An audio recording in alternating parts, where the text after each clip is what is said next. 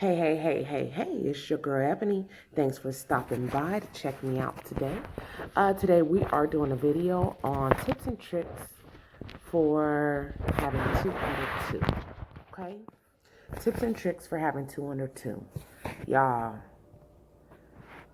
welcome back to all my old subscribers. If you're new and you like content like this, please go ahead and subscribe at the bottom, right below me. You know where the subscribe button is. Okay, cool. I have 7 tips on having two under two. Yes, guys, I'm still in my pajamas. I just woke up. The kiddos are asleep.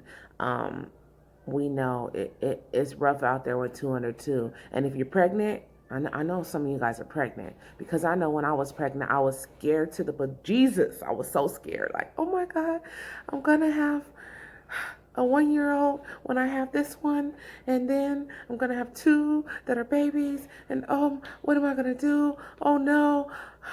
So I know. But I'm here to tell you guys that there is hope. It will get better. It will get easier. It does start off really rocky. I've been having 202 for a whole year now, since my son just turned 1. So along the way, I have developed some tips and tricks that should be able to help you out. So let's go ahead and get started with those.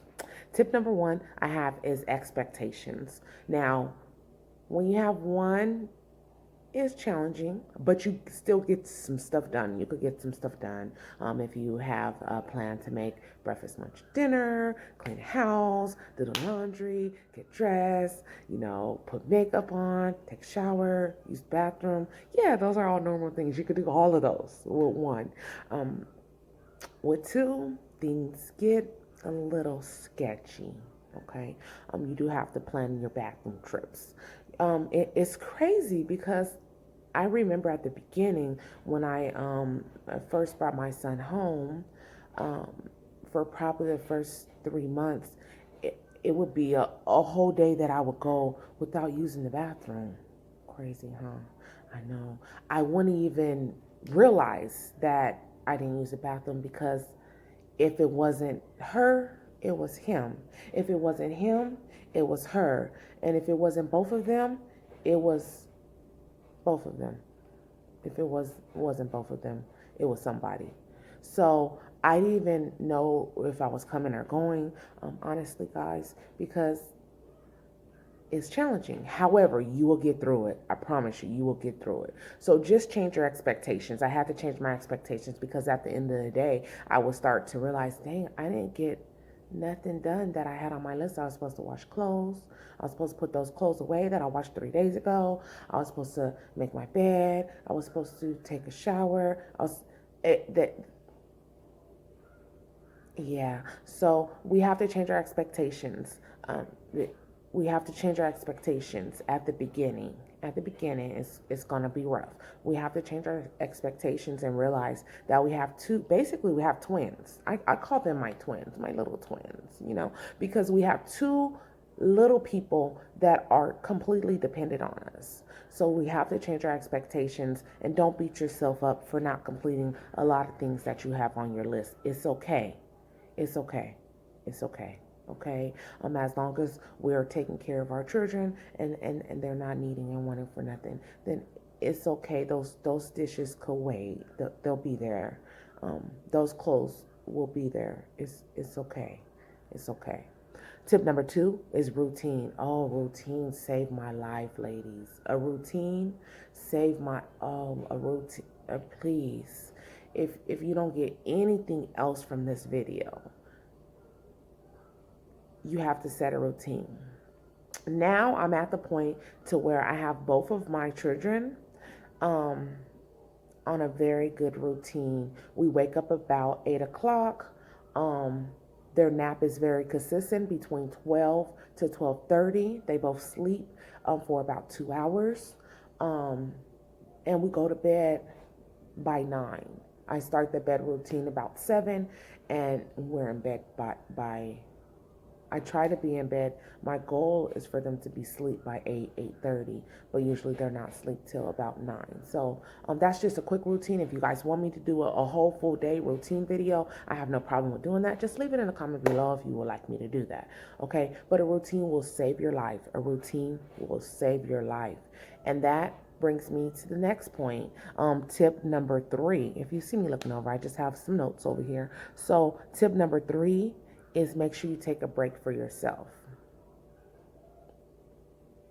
At first, I wasn't taking a break for myself. It was just all about them, and I didn't know whether I was coming or going. After probably 3 or 4 months in, I realized I cannot continue like this because I had a candle lit from one end to the other end, and I also have older kids, and I work from home, and I have a business that I maintain, and I just never had time for myself. So basically, I adopted a routine, and that routine has allowed me to take a break for myself. So from 12:30 to 2:30, that's me time. I could use the bathroom now, guys. Get excited. From 12:30 to 2:30, I could read a book. I went months and months. I'm a reader. I love to read, I can read a book, I can go outside and get some fresh air. I could walk to the mailbox, I can sit outside and just reflect on my thoughts. I could journal. We have to do stuff for ourselves. We have to schedule in a time to refill our cups, because if our cups are not filled, we're not going to adequately take care of our children. Okay, so you have to schedule a break time for you, whether it's in the morning. You wake up before them, that's another break time for me. I wake up before my kids wake up. They wake up at about 8. I wake up about 5:30, because that's my time to put a load in, to empty out the dishwasher, to sweep. That's my time, because when they're around, they require a lot of our time. So I wake up before them, I get a break, and I also get a break when they're sleeping, when they're taking a nap. I plan to start getting a break in the nighttime, but I may not, because just by the end of the day, I tell myself I'm going to put them to sleep and get back up, but they put me to sleep usually. So, yeah. But schedule a break, ladies. We have to refill we have to give back to ourselves. That's so important, to give back to yourself, okay? Okay, tip number 4 will be ask for help. Ask for help. I know that's one of the hard things, because we feel like we created these kids and we need to be able to take care of them, and we feel like everything is on our shoulders because they're our kids. But it's okay. They have dads and aunties and sisters and brothers and grandparents, and just like you have a responsibility to your kids because they're your kids, they have other relationships in their life that have a responsibility to them as well. So don't feel bad asking for help. Ladies, please don't feel bad asking for help. I wish I would have asked for more help, especially in the newer days when I had a newborn, or a 1-month-old and 2-month-old and 3-month-old, 4-month-old. I'm asking for help now. I ask for help. So just ask for help. Don't turn away from help. Sometimes our family members are saying, I could come help, I could come help, I could come help. And we say no because we're like, these are hard kids. No.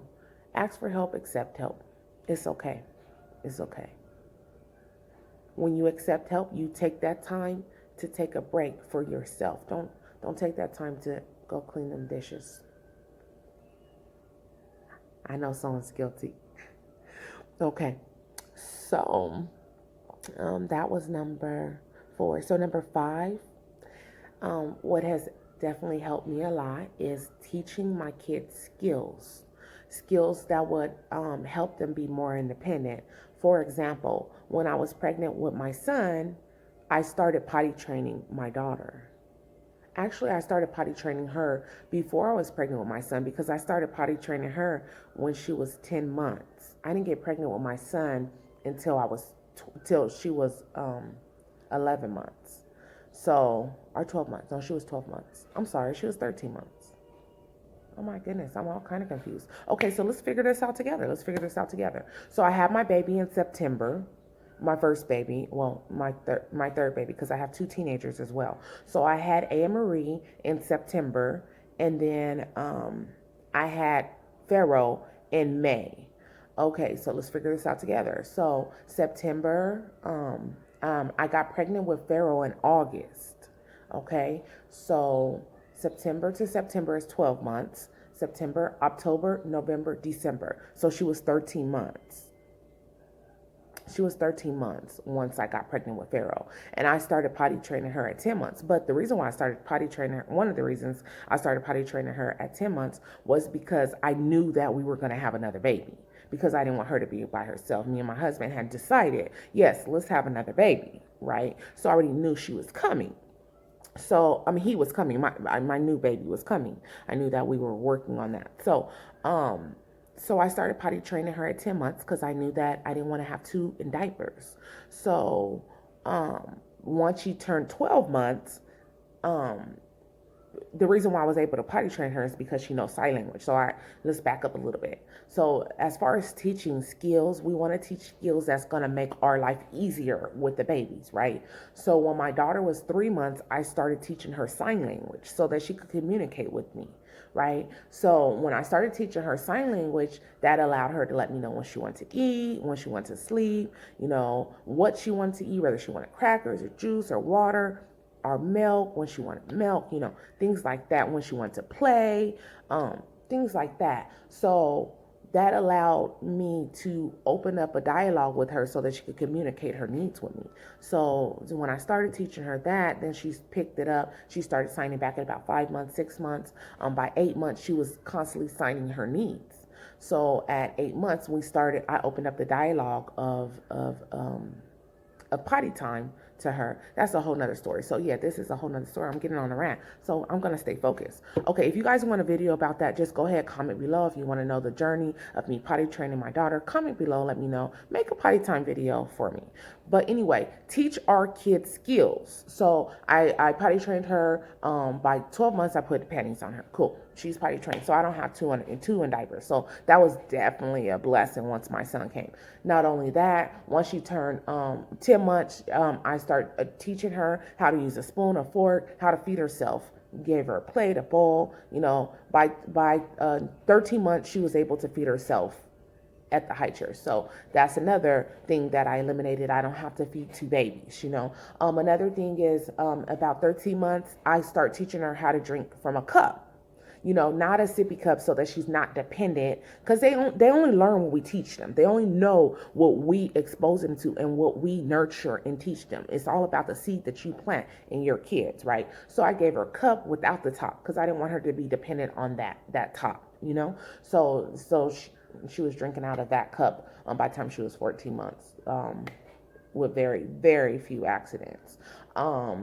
And then for my son, right now, he's 12 months. So we're working on potty training him. And he's working on learning how to feed himself as well. And it's just about teaching them skills that's going to make it easier for you. Like my daughter, she knows how to go get her pajamas. She's been doing that for at least 6-8 months. She knows where her pajama drawer is, her panty drawer, her socks drawer. She just goes in there and gets it. So it's just about teaching them skills that's going to make it easier for you. You guys get the idea. Okay, and then another tip that I have, tip number 6, is when he was little, I used to baby wear him. Uh-oh, some little kid has found me. Hi, son. Come on. Hi, son. Here goes the little guy. Say hi to my friends. Say hi. You're not gonna say hi? Okay. So baby wearing is my next tip, okay? So when my baby was new, I got a lot done by wearing my baby, because the toddler is still a baby. Well, actually, she wasn't even a toddler yet. She was 1. So when my son came, my daughter was 18. Let me see. No. She was 21 months. May, June, July, August, September. It's 4 months before she turned 2 when my son came. So I got through a lot of days by baby wearing. So Don't worry, ladies. Those that are pregnant, you'll still be able to get some things done. You want milk? You want milk? You'll still be able to get things done by baby learn, okay? What's the matter? What's wrong? Okay. And then my final tip is screen time.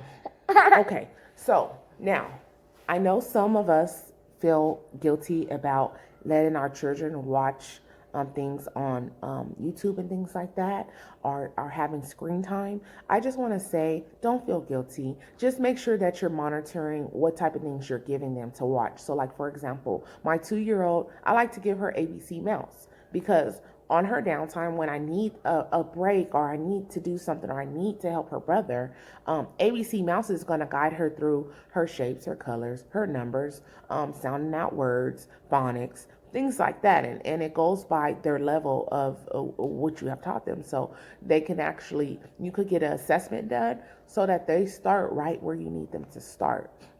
Not only ABC Mouse, they have Starfall, they have Khan's Academy. YouTube is cool too because they have Einstein, Baby Einstein. They have Baby Signing Time. I mean, it's just about the quality of stuff that you're allowing your kids to do when they are on screen time. Don't feel guilty about it. Just make sure that you give them quality screen time, okay? All right. Well, if this video gave you value, please put a comment down below and put value, please. Value. And then also, if you like this content, please subscribe to my video, like it, give me a thumbs up, and share it with your friends. And if you are pregnant and you are worried, because I was pregnant and I was watching these videos and I was so worried. I was like, how am I gonna do this? I don't know. Don't cry. It's okay, ladies. It's gonna be rough at first. I'm not gonna lie to you. It's gonna be rough at first, but just continue on your journey of self-improvement. I'm glad you're watching this video because it's self-improvement. Subscribe to my channel. I'll give you tips and tricks along my journey, along my way, and then you'll be okay. You'll get through it. It'll get better. It gets better. It gets better. Okay. So thanks for watching, and until next time, bye-bye for now.